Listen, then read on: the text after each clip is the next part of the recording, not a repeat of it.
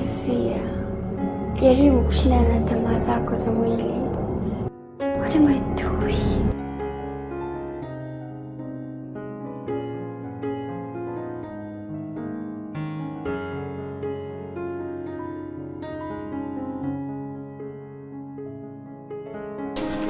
Mambo?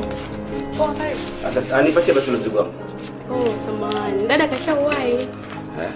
Yaani umetoka tu na anaingia. Amempenda anachukua ndio hivyo namfungia. Kama mzigo wangu mzee. Ndio, umetoka tu na akaja kuchukua. Kwani kuna nini? Mimi alikuwa amekupenda umsi. Sikujua, samahani, nimewahi kidogo. Okay. Kwa umenunua wewe? Ndio, labda next time. Maki mimi nimeipenda kweli. Kila kuna nyingine pale nzuri. Mimi niko nataka hiyo. Basi mbaya. Kashawahi dada. Next time bwana nikiza kama unajua nicho maagizo yangu basi unatekelezea. Karibu tena. Okay, asante basi. Samahani sana. Haina shida ya mambo vipi? Poa. Haya.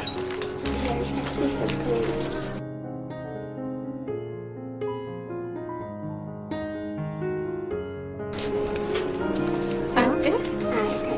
Sini vitu kuna kingine. Basi asante. Karibu tena. Karibu. Samani. Jina langu naitwa Robi Gamba. Okay. Sijui unaweza kupata namba yako ya simu? Well, kwanza mimi naitwa Ana Lucia. Yeah, and kwani unahitaji namba? Tumekutana sasa hivi na unataka namba tayari. Sometimes nitahitaji kukusalimia. Wakati mwingine nitahitaji nikupongeze kwa kuweza kunishinda kama uweza kuchukua vitu ambavyo nilikuwa nataka nimepanga kuchukua mimi. Okay, lakini si kirahisi hivyo.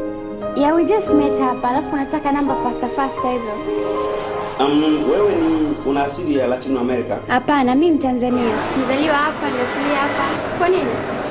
No, jina lako tu ndio nimefanya ni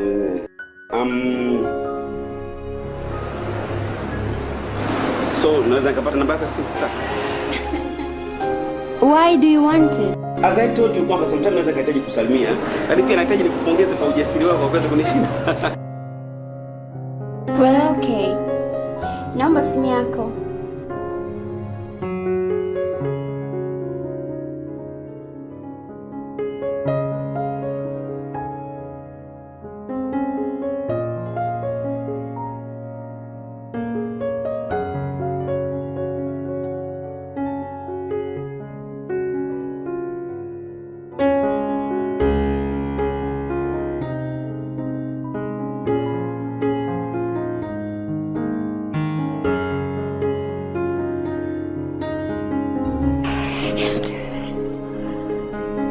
Mwa unataka nini lakini? Inabidi ushindane na tamaa za mwili wako.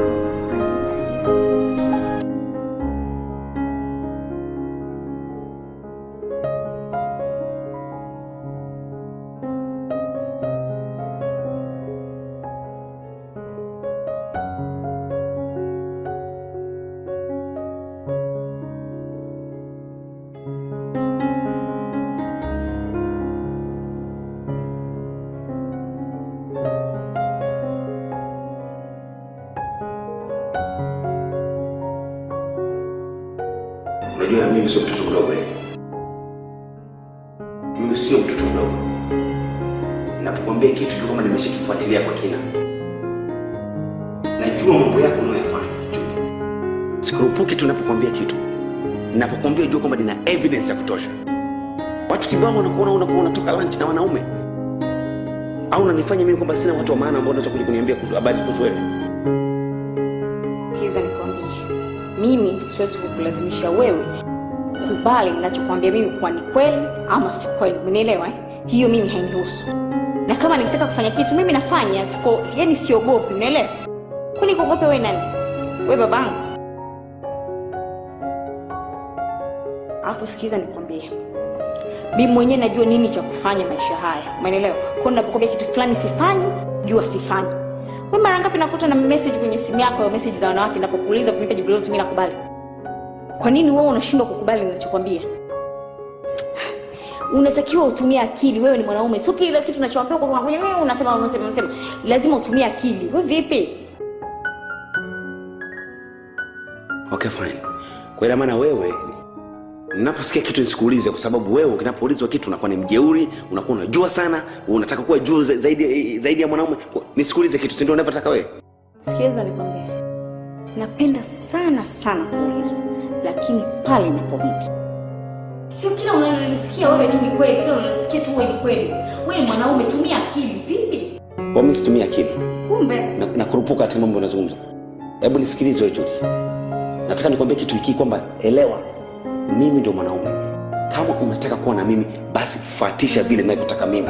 Full stop. Una maana gani? Namaanisha hivi, katika mahusiano haya mimi ndiye mwanaume. Utafuata taratibu na kanuni ninazotaka mimi. Kwa hiyo hivyo tu hujanioa. Mambo tu haya. Ukishanioa, si utanikataza hata kazini nisiende wewe? Sasa hilo kuna tatizo gani kama mume wako anakuambia sitaki kufanya hiki, sitaki kufanya hiki? Kuna tatizo hapo? Wewe ni mwanamke, lazima utii. Unajua wewe usipande kichwani bibi.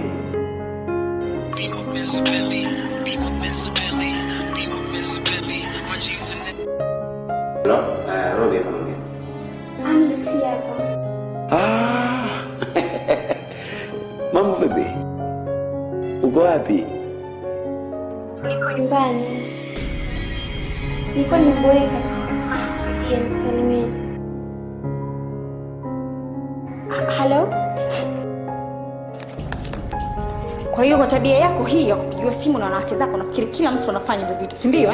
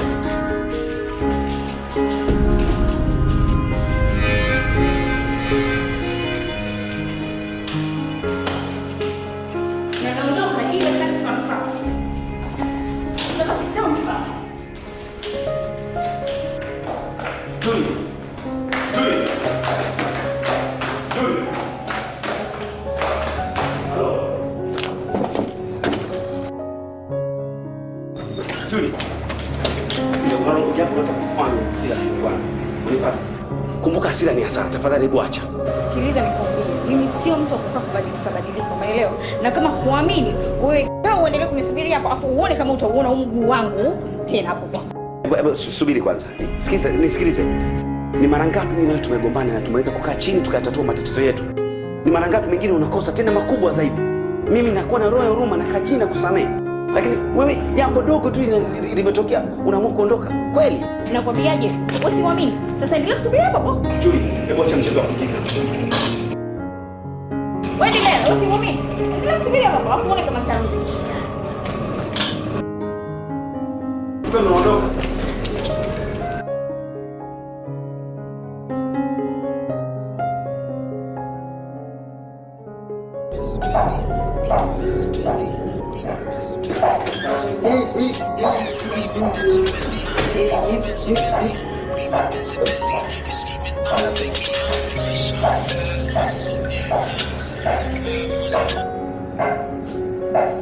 Hello?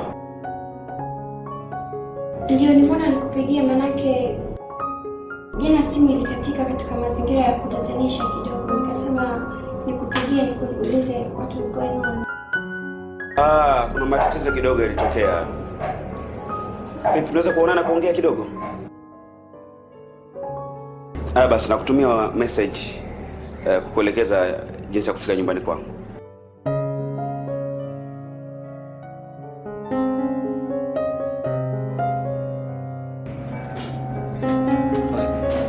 Julie keshaondoka? Swali gani una kijinga unaniuliza wakati umeona hali halisi?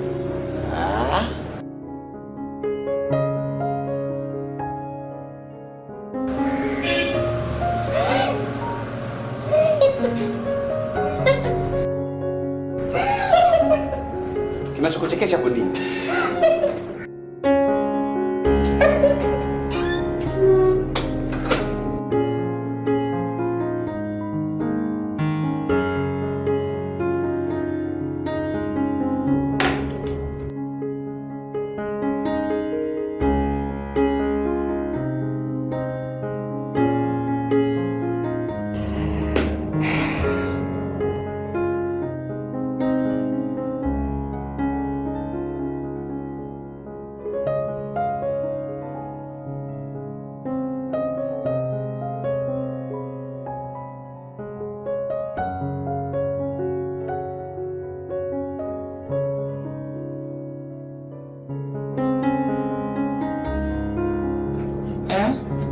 Kulikoni?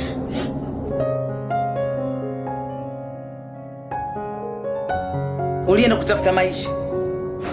Kinachokuuliza nini? Samehe mama. Samehe mamangu, kwa sirudi tena. Najua nimeenda kuishi Nairobi bila ridhaa yako. Naomba unisamehe mama. Kwanza ulitambuaje kama umefanya makosa? Kila siku tunagombana, tumaisha tu sisi ni kila siku. Kwa kuwa mmegombana ndio mkumbuka kurudi hapa, si ndio? Ukikaa hapa siku 2-3 kaje kukubembeleza, unaambia virago vyako unaondoka. Kamna mama. Mimi tena kwa Robin kwenda shule. Na shule umekumbuka sasa hivi? Wazazi tunaongea kila siku, lakini nyinyi watoto hamsikii. Bahati yako ulivyogundua mapema. Angekujaza mimba. Au tayari una mimba ndio maana umerudi? Una mimba Sina mimba mama. Mbona samehe mama, nimeshajifunza sirudi tena. Samehe mama wangu. Naomba samani nyingi tu, lakini una uhakika na unashongea? Ndio mama. Kama umeomba samahani na mwenyewe umeamua kutulia, mimi sina wasiwasi. Na shule utakwenda. Mimi natoa hela yangu naenda kukulipia shule. Siku mbili Robi anakuja hapa, nitamua meno. Si unanijua? Sitaki kumuona hapa tena Robi. Futa michuzi yako.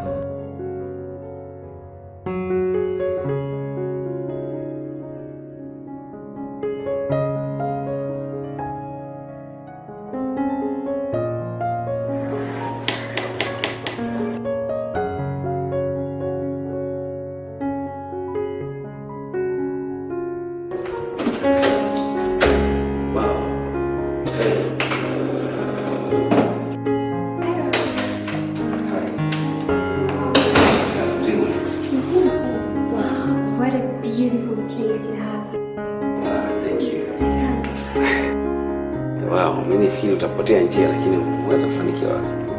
Sio rahisi kupatia. Si unajua na kitu cha pesa nashika maelekezo haraka. Kwa hiyo utapenda tuongelee ndani au tukakae nje hapo kwenye upepo mwanana asilia? Popote tu. Si unajua wewe ndo mwenyeji wangu sana. I'm good with it. So yes, I'm sorry. Sure.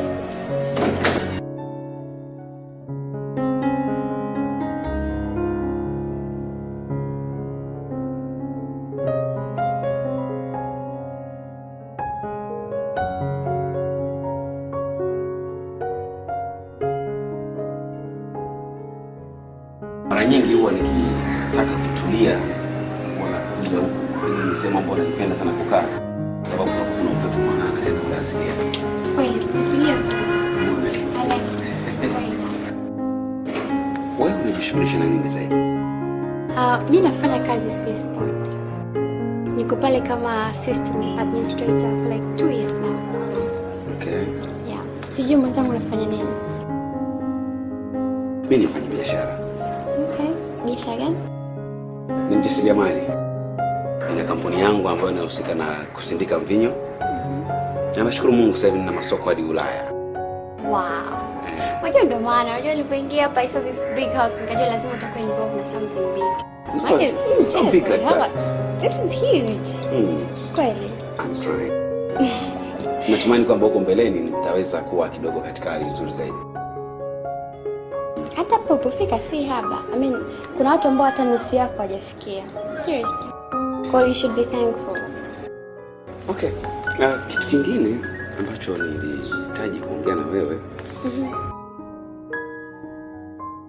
Siku ya kwanza kukuona nilikuona tu kuna vitu ambavyo nimekuja kugundua ama niligundua kutoka kwako. Wewe ni binti ama msichana wa kipekee na wa kitofauti zaidi. Sijawahi kukutana na msichana kama wewe katika maisha yangu. Yaani the way ulivyo umeakisi kile kichomo ndani. Vitu hivi sio siri ndio vinifanya mimi na kunivutia nihitaji kukujua zaidi. Nashukuru kusikia hivyo. Kusema kweli uko kipekee na uko kitofauti zaidi. Thank you. Vitu hivi ndio vikapelekea mimi nione kwamba nisikatishe, nisinyime nafsi yangu kile ambacho nahitaji. Kusema kweli yani mimi naomba wewe wangu.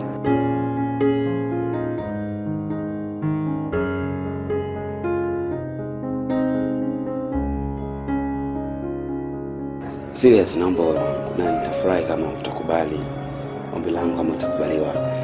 Sababu sio kwamba nakurupuka ama ninajitamkia tu kama wengine ambao wanaweza kutamka. Ndio maana nakwambia take time kuangalia nikaona uko kipekee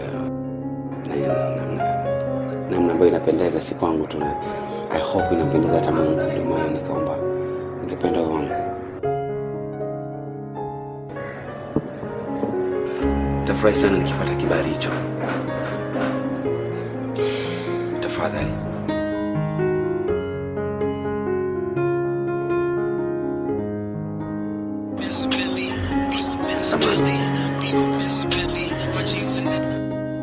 Yes, Jimmy. Mimi niko garden. Kwa nini hicho kitu sishughulikie wewe mwenyewe?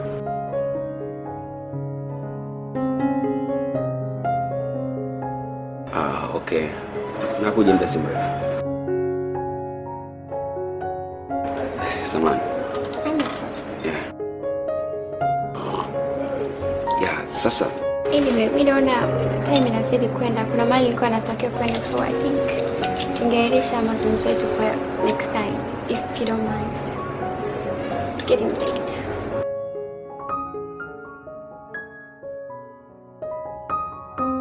I hope sitatenda ubaya. Usiwe na shaka. Nothing is wrong. Tumalizie basi hata kinywaji. Yes. Okay.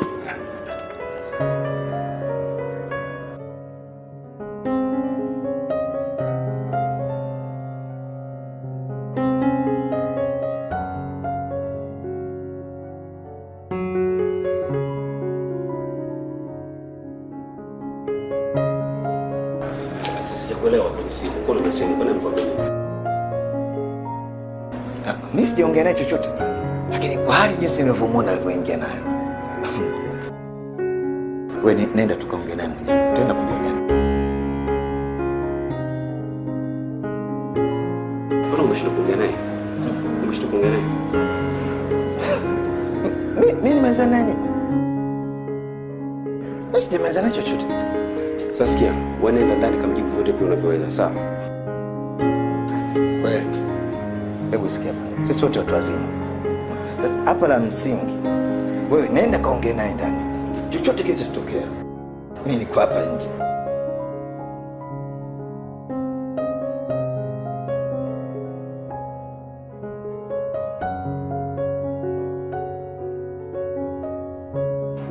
Karibu sana. Shikamoo.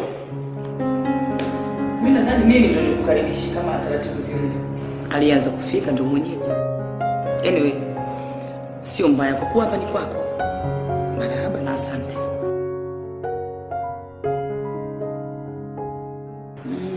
Nijitahidi kuipamba nyumba yako vizuri. Makochi mazuri, mpangilio pia mzuri. Nimependa. Lakini Robi, nataka nikwambie kitu kimoja. Nadhani sina haja ya kujitambulisha au kujieleza kwa sababu gani niko hapa. Si ndio? Lakini kwa kuwa ni muungwana, na muungwana kwa ishara tu yatosha. Ila mtumwa ndio uelekezwa kwa bakora. Hivi kuna mzazi gani ambaye duniani anaweza kukubali au kuridhika kuona mtoto wake anachukuliwa bila ridhaa yake? Hata ingekuwa kama ni msituni, ndege amekaa pale na makinda yake, wana furaha zao, wanaendelea na maisha yao vizuri tu. Atokee mtu aje achukue kinda wake. Yule ndege atakuwa na amani kweli kwenye maisha yake? Wewe ulichukua binti yangu bila ridhaa yangu. Mimi sikuongea chochote, unaona sikuonyesha chuki. Nilinyamaza kimya na kunyamaza kwangu kimya sio kama niliridhika. Mimi sikuridhika na hilo.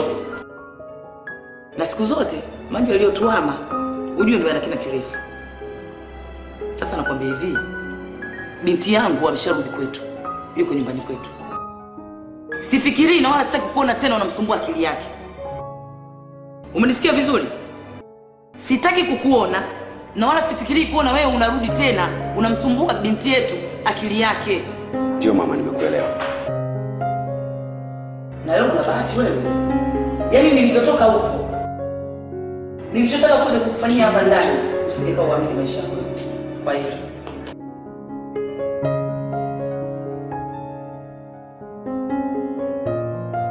unakuwa tuliza akili yako, ujue kitu tunafanya.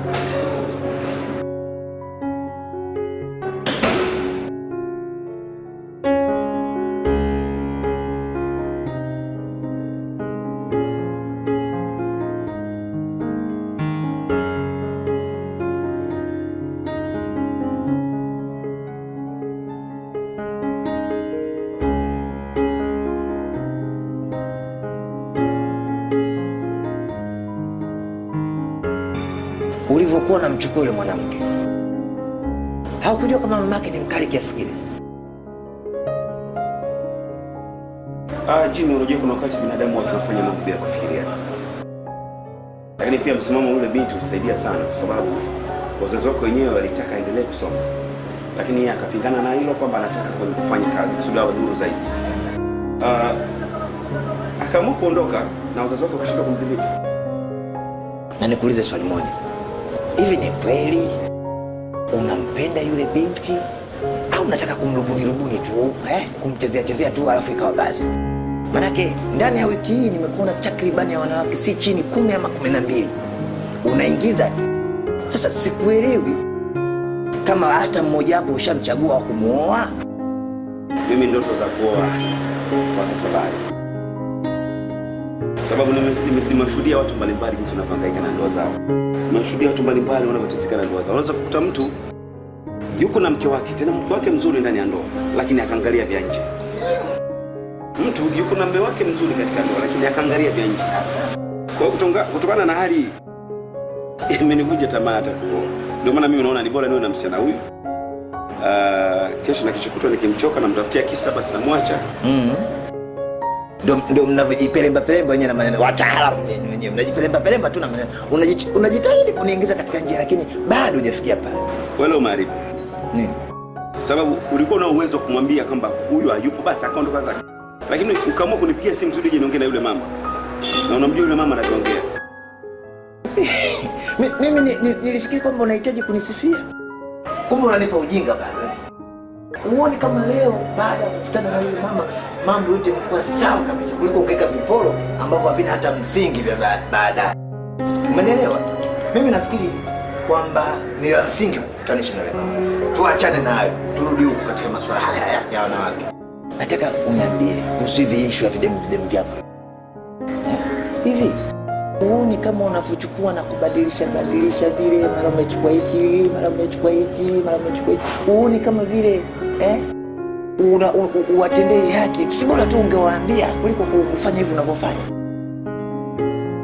Utakiwa kuwa na huruma kwa wanawake. Sababu wao wapo kwa ajili yetu. Ambao wanahitaji tuwatumie na usipowatumia hata wao watakushangaa kwa nini watumie. Kwani wao litakaje? Mimi kwangu kubwa ninachokitaka. Unapomchukua yule binti, unapokuwa naye, mara ya kwanza kabisa, unamwambia bwana, hapa tunapita tu kwa muda mfupi.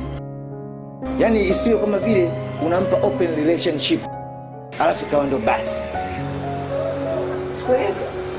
Una maana gani sasa? Maana yangu kubwa kabisa.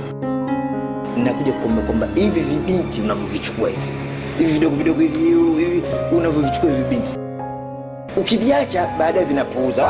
Havina tatizo. Vinapuuza wenyewe baadaye. Lakini utakuja siku utaipata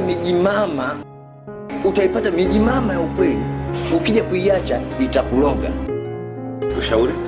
Ushauri yupo katika kichwa. Serikali ya mtu siku zote ipo katika kichwa chake. Mimi ninachokuja kukuambia tu ni kutafuta mtu mmoja ambaye unaweza kumiliki.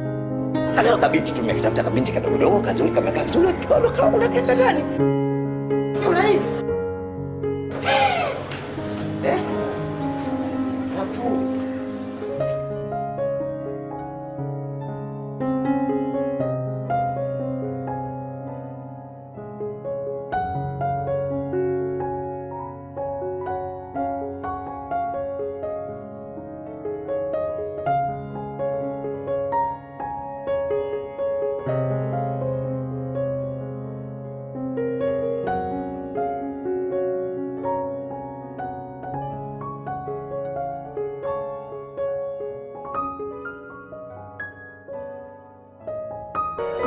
Okay.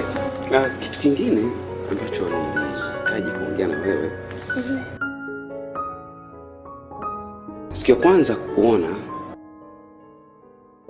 nilikuona tu kuna vitu ambavyo nimekuja kugundua ama niligundua kutoka kwako.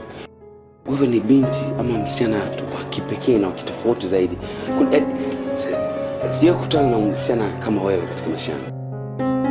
Yaani the way ulivyo umeakisi kile kilichomo ndani. Vitu hivi sio siri ndio vinifanya mimi na kunivutia nihitaji kukujua zaidi. Nashukuru kusikia hivyo. Kusema kweli uko wa kipekee na uko wa kitofauti zaidi. Thank you. Vitu hivi ndio vikapelekea mimi nione kwamba nisikatishe, nisinyime nafsi yangu kila ambacho inahitaji. Kusema kweli yani mimi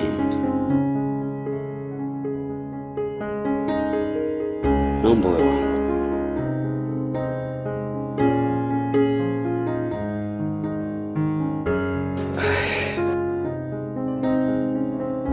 Serious, naomba wewe wangu na nitafurahi kama utakubali ombi langu kama utakubaliwa. Kwa sababu sio kwamba nakurupuka, ndio maana nakwambia nime take time kuangalia nikaona uko kipekee na ambayo inapendeza si kwangu tu. I hope inampendeza hata Mungu. Ndio maana nikaomba ningependa uone. Tafurahi sana nikipata kibali hicho.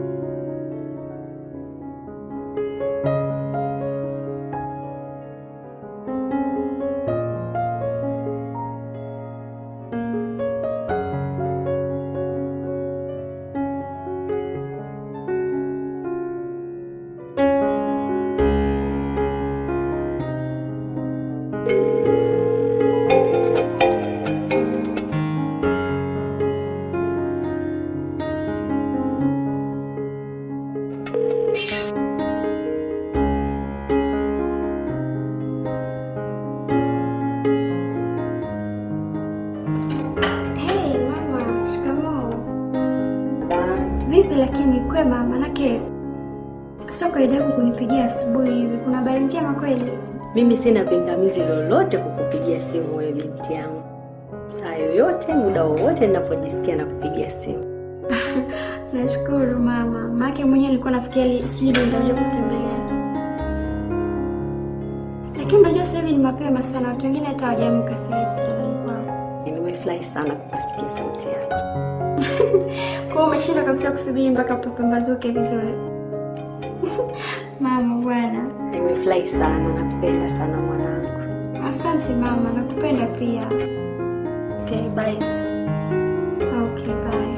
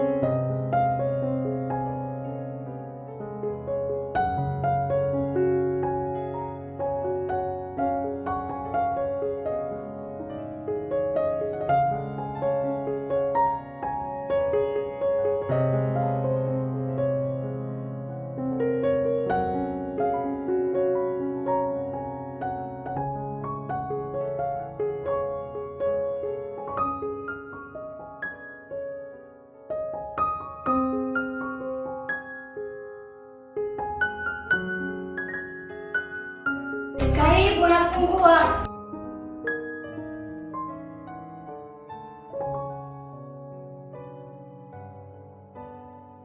Donald! Oh my God, what a surprise! Hey, karibu. Surprise. Safi, karibu. Pole na safari.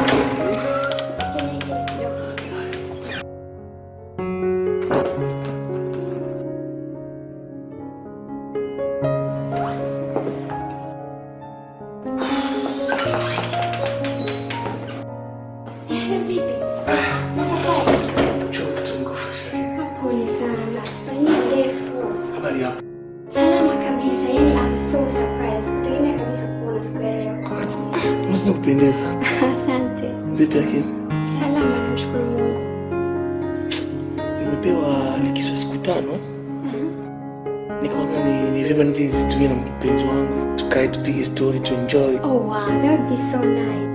Mwaka mzima unajua? Wow, I'm so happy. Nifurahi? Nifurahi sana, sikutegemea ni kabisa siku 5. Vipi leo unatoka? Hapana, leo nilikuwa napanga kwa nyumbani tu. Sasa siku nzima tunashinda hapa mimi. Tunapika wote. Tunaenjoy. Ndio jua likipungua pungua, nitoa kidogo nenda kunyonyesha kidogo mandhari ya Dar es Salaam. Kidogo nishakumbukumbuisha alipoteza unajua. Sasa msisahau mambo yako. It's okay basi tu. Let's get you changed alafu tuendelee. Yeah, good idea. Yes. Mziki. Sasa.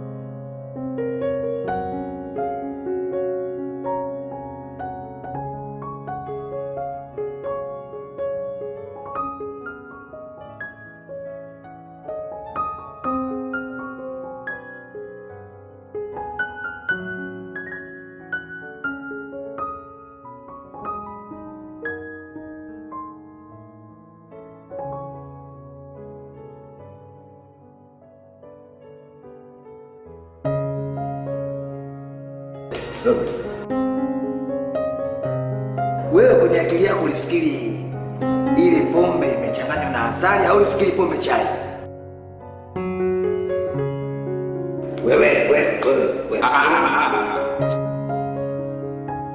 Hivi kwa kunywa maziwa kwa sasa kwa mwili mdogo yani uko na mashamu huko yani uko mwepesi lakini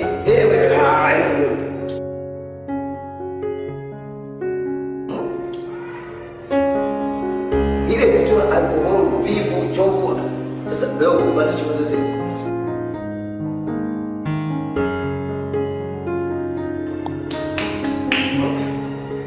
Mimi na wewe ndio ile hivyo kuna ulevi wako.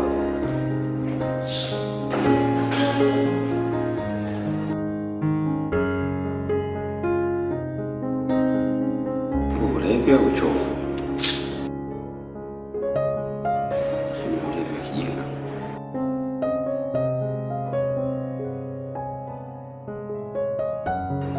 Mbona mpaka simu?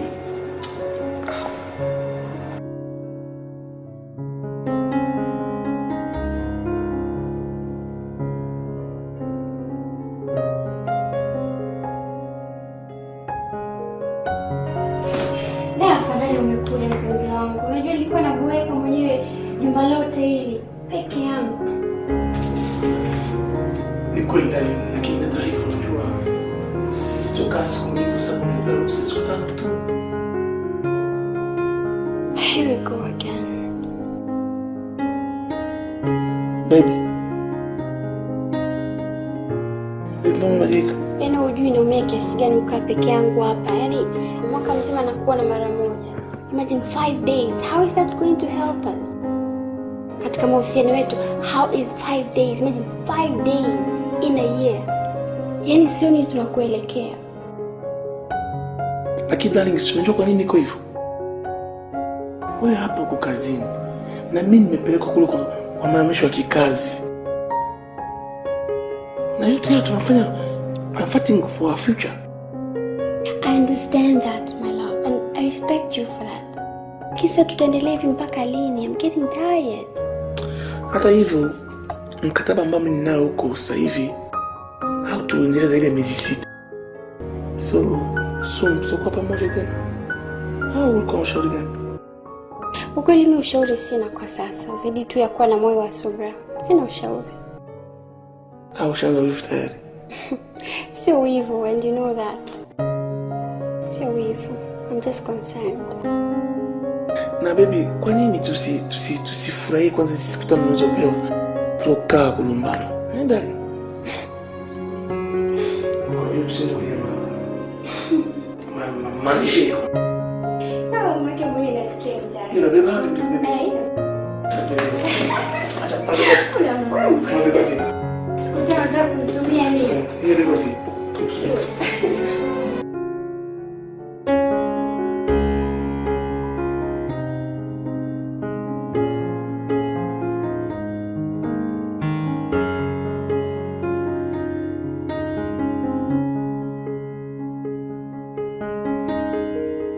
Yes, honey.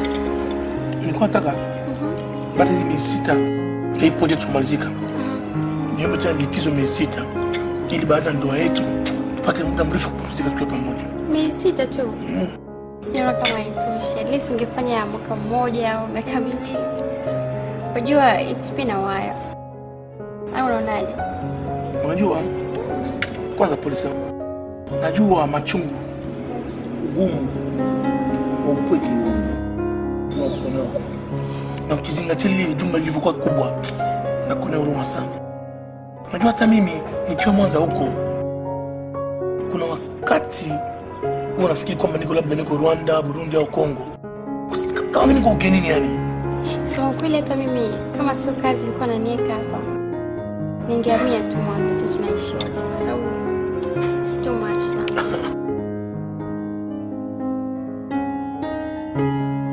Vumilia baby. Well, mimi naamini kama mwisho, lakini naona kama ufiki. Yani natamani nikikuwa karibuni. Yani kila siku natamani, I keep hoping kwamba leo ndio utarudishwa kikazi da. Lakini it doesn't happen. Sijui inshallah itakuwa hivyo.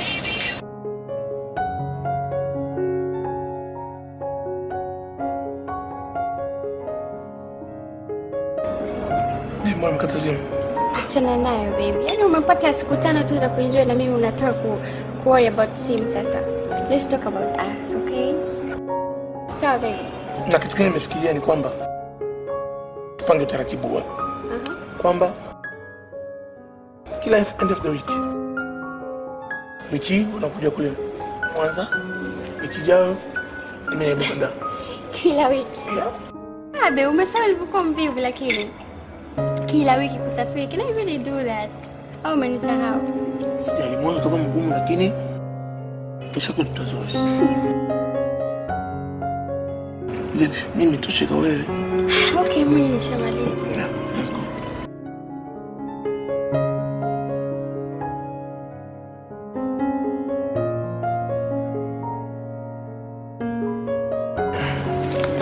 Baby, I think nastahili kukushukuru kwa siku ya leo. I had a great time. Yaani I wish kila siku ingekuwa hivi. Really? Yeah, siku hizi maisha yangu yamekuwa tu kukaa ndani kuangalia TV. Inachosha. Mara moja kitu kama hichi sio mbaya. Au unaonaje? Unajua baby, nikiwa kama baba mtarajiwa wa familia yako, ni wajibu wangu kukufurahisha mke wangu. Siku nisipokufurahisha na kufurahisha na. Wajua, naona kama tukiendelea tukaoana and we start a family, nitakuwa mmoja kati ya wanawake wenye bahati sana. Thank you, Dad.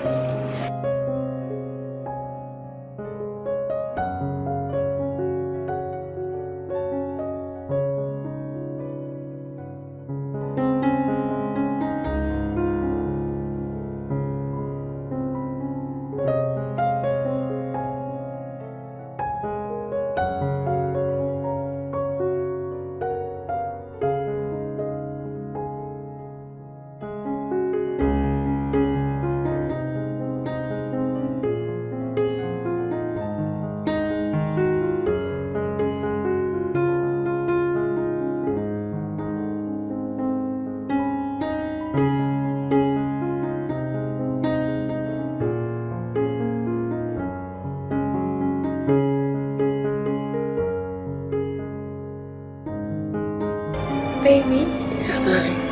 leo nimeenjoy sana kuspend all this time na wewe. Nisite baby. Yaani I wish kila siku ingekuwa hivi. Yaani ingekuwa amri yangu, hizi kazi ningezitupilia mbali. Sema tu ndio hiyo, sina jinsi. Inachosha kulala kila siku peke yangu, you know? Nasikia. Thank you so much. Anyway, nakutakia usingizi mwema katika hichi kitanda. Lale salama, amke salama. I wish you the same, my darling. Thank you, baby. Night.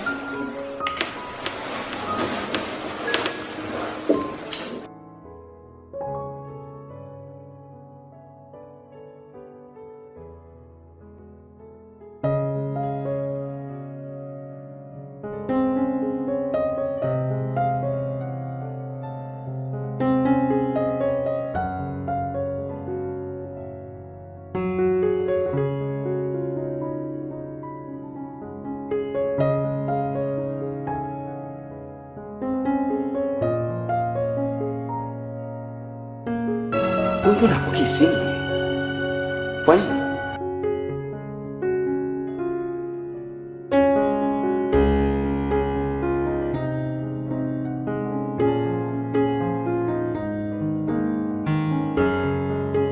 Mbona unaonekana unaongea sana muda mwingi, unaongea peke yako, unajifonyafonya, unajitikisa eh?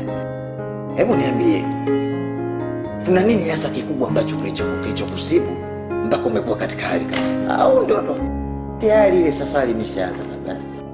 Mimi nilijua nimepata mbadala wa Julie. Lakini umetokea hata huna sasa ananteza. Utakaa asubuhi mpaka muda huu unamtafuta kwenye simu. Apokee. Sasa labda unifahamishe vizuri. Kipindi ulichokutana naye kuna maneno gani mliongea mpaka kusababisha kwa katika hali kama hiyo ambayo hujielewi? Hatukuzungumza sana. Ila kama unavyoweza kujua bana, tayari mtu akishakualika nyumbani kwake mkaongea, bila shaka tayari unaweza kugundua nini kilichopo ndani ya moyo wake, ukagundua hisia zake za dhati. Ni kweli, lakini Unakumbuka kuna kipindi kwamba alikujaga yule mzee kwa mara ya kwanza kabisa, alipofika hapa akakukaripia akakuongelesha maneno yake yasiyojulikana, hatimaye ukachukia. Lakini mimi nikwambia kitu kimoja, mimi nakuona sasa hivi kama ni simba uliokuwa mzee ambaye umeshazeeka, ambaye sasa huwezi kukamata nyati, bali kukamata kwako ni vile vindezi tu vidogo vidogo vimeruka hapa vimerukia pale na kwenda hapa, ndio vile ambavyo wewe unaweza kuvikamata. Umekwisha sasa hivi, kusha habari yako. Unajua tatizo lako Jimmy, unapenda sana kuweka jokes wakati mimi niko serious. Wewe unajua tayari nimeshabwaga, unajua. Baada ya kunishauri vizuri wewe unaweka masiara. Acha hizo bwana. Okay. Mimi ushauri naotaka kukupatia. Wewe sasa hivi ni muwindaji. Na kama ni muwindaji, utakiwa kumuwinda mnyama wako kwa kutumia mbwa. Unaisubiri tu taratibu, itapofika jioni utakuta wenye taratibu wanajiongea kuingia zetu. Unapomhitaji mwenzio Tanzania lazima uongee. Na ndio maana tukikumbuka zamani, tunakumbuka zamani kwamba kama wazee wenzetu wa zamani walikuwa kwamba wakitaka kumtaka binti lazima wachukue peni na karatasi, unaandika tena, unatoa picha yenye kopa nzuri, huku unatumia kimshale na kuneka kimshale kidogo. Ona, sasa ukishampelekea pale binti, akishasoma na kuangalia ile picha, anajua pale kwamba huyo mtu amemweka moyo. Kimaneno, ndio lazima kidati. Akili yako iko hivyo, kila kitu unapenda kwa kama siasa. Hata mwenzako unapoiko serious unaweka masiara. Mtu tayari kajaa ndani ya roho yangu. Yaani tayari kashajaa. Yuko akilini mwangu. Unaamini kabisa kwamba na yeye amekuweka rohoni kama wewe umeweka rohoni? Kwa kweli kwa hiyo mimi sijui, kwa sababu ndio kama unavyoona hata simu yenyewe hapatikani. Sasa nitajua. Sio niende kitandani kujaribu kutafuta usingizi, sijui kama nitapata.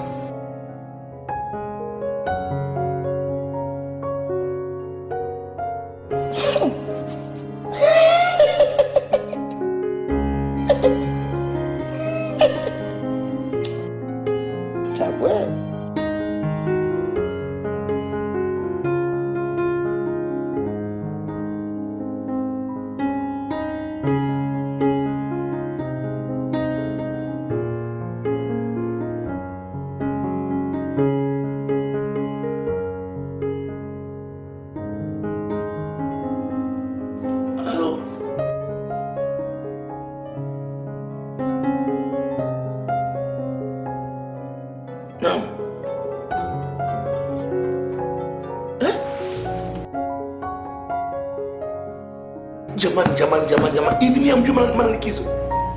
Amjui likizo maana yake nini? No, that's no fear. Ruge iko wapi? Na David iko wapi?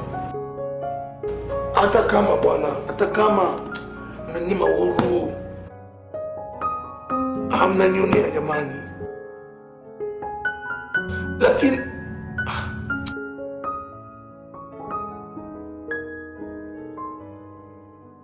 that's not fair, jamani. That's not fair. Mmenipa siku 5. Leo masaa 24 bado unaniambia tena nirudi tena. Sio kama nabishana na boss.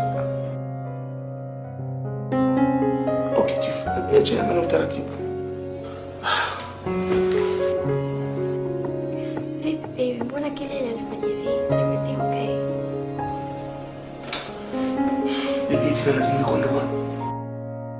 Mimi lazima mimi ndio nifuatilie. I don't understand. Ina maana kazi yako kwa juu kama uko likizo? Si mimi. Ndio siku 5. This is unfair. Unajua hii inamaanisha kwamba hata tukiona ndoa yetu itakuwa ni sukusuku tu hivi. Hii ni kazi. Na tunahitaji kazi yetu ili tuishi. Tunahitaji kazi for our future. Unaona gombana na sasa, unaona? Sawa, I understand, lakini kazi inatakiwa kustawisha mahusiano na sio kubomoa. And I don't understand. Hii sioni kama inatujenga.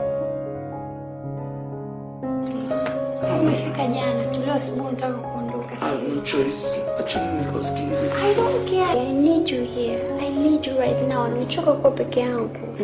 Umefika jana ondoka asubuhi. Seriously, it's not fair. You can't do that. You can't do that to me. You can't do that to us. It's just not fair. I have no interest in it. Don't go. Is that in kazi? I have no choice.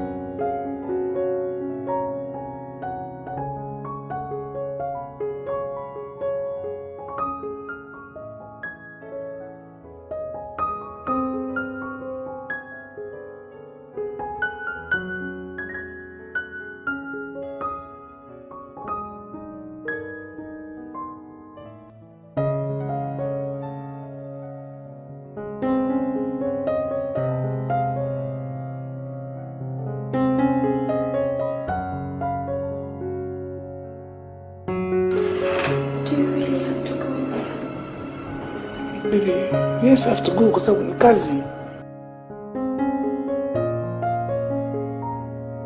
Baby, nimekuambia kwamba project ambayo na sasa hivi haizidi miezi 6. 6 months is a long time. How can I stay here peke yangu again? Naomba uvumilie. Sita is a lot. Imagine umekuja mwaka mzima sijakuona, umekuja umekaa just one day. One day. And now you're going. Don't go. Let me go. But why? You only stayed for one day. Don't go.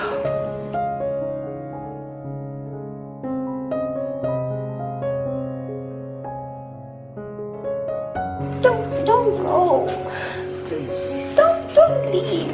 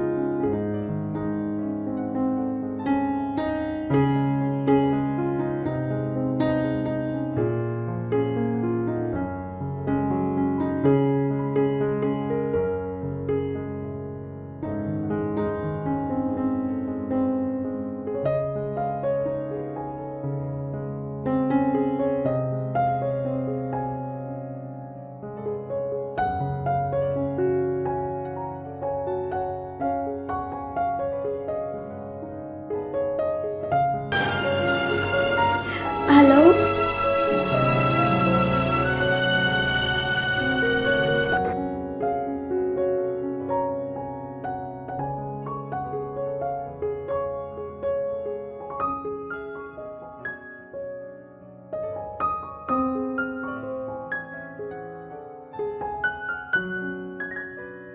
Ane. Hello, Robbie. Kile maji nilikuwa nataka nielekea taarifa polisi. Sababu huonekani na simu kwenye simu upatikane. Naomba kuonana na wewe leo. No, sasa hivi kuna sehemu nataka nielekee mara moja. Yeah, I need to see you. I want to talk to you.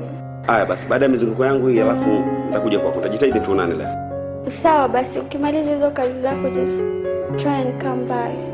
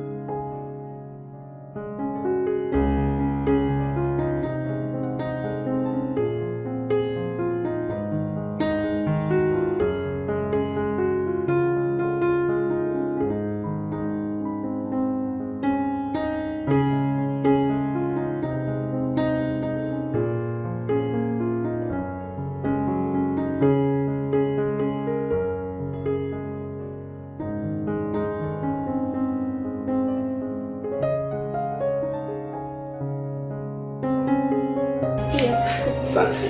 Karibu. Yeah, afadhali umekuja manake I need your advice on something.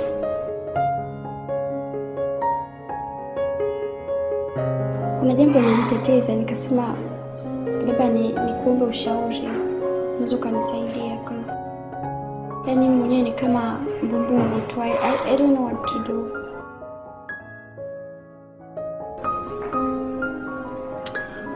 Kwanza kabisa mimi nashukuru kwa kuweza kunikaribisha nyumbani kwako.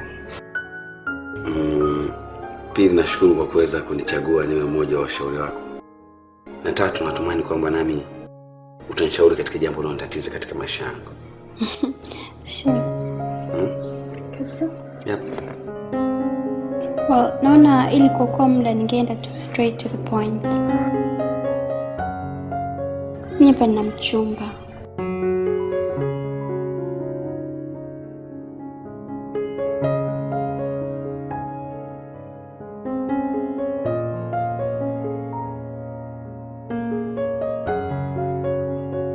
Mchumba? Ndiyo na mchumba, lakini anafanya kazi mkoani na mimi niko hapa na yani mahusiano yetu yanakuwa kwenye simu zaidi.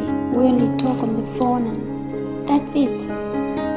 Kwa mwaka mzima amekuja mara moja tu na anataka kukaa for 5 days. Lakini amekuja jana, ameondoka asubuhi. Na wakati sijamuona mwaka mzima. So I'm confused. Should I still wait for him?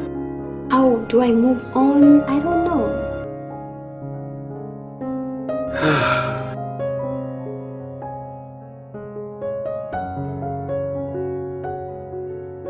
Kwani uko na ushauri gani labda?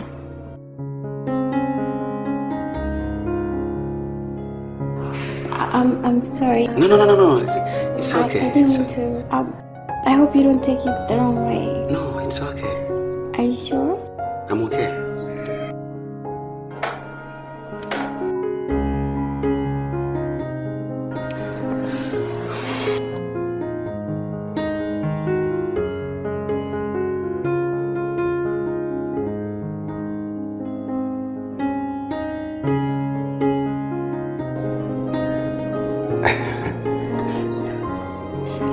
What is it? I know.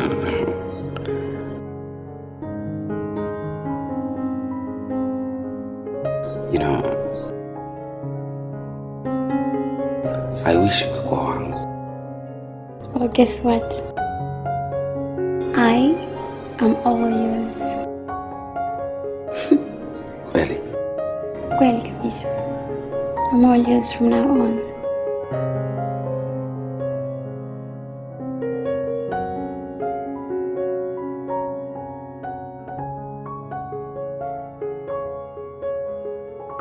Can you be my